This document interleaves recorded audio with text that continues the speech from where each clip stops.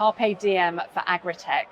Those are the closing words from Russell Batten, DEFRA's head of Agri-Tech policy, at last night's Department for Business and Trade reception here at the World Agri-Tech Innovation Summit.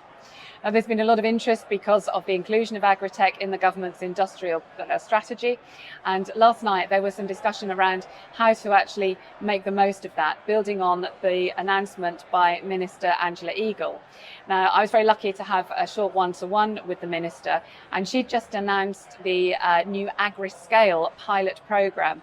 This is a programme with DEFRA, Innovate UK, Manufacturing Technology Centre, and also the Warwick Manufacturing Group, which is designed to help small companies that are growing to address their manufacturing needs. This is seen as a big pinch point. I think we've all recognised that, and the new programme is aimed to, at a pilot scale, have a look at what that could mean. Now, here at the summit, what's the content been? Have I learned anything new? If I'm honest, probably not. There's a lot of discussion about whether it's regenerative should be resilient in terms of the way that we're aiming the trajectory for our industry. Possibly in order to be resilient, you might need to be regenerative, but a bit of debate about that. And there's a lot of financial institutions here, so we're hearing a lot about different kinds of finance, infrastructure debt, IP-linked debt, asset-linked finance, and these ideas of a kind of concessionary capital and catalytic capital. More innovative finance models. Thankfully, we seem to have moved on for the is VC appropriate for agri-tech conversation. It's a bit more nuanced, and the financial institutions are here in force, also talking to the startups. I went to the Women in Agri-Tech breakfast this morning on day 2.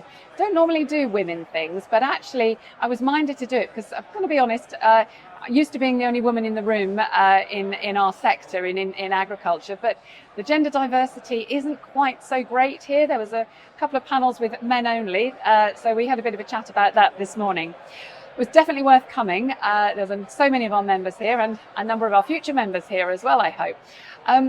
If I'm honest, I was hoping for something a bit more around technology to help build resilience in the face of climate change. We haven't heard too much about that. There have been a couple of sessions on it, but I would have liked to have heard a little bit more about these new tech. There's some startups here that are presenting that have got those kind of technologies, but not at the panel. But no matter, because we're doing our own event around nature tech at the beginning of next year. So we'll hear about it then. So definitely worth coming as ever, great networking opportunity. And yeah, that was the World Agri-Tech Innovation Summit 2025.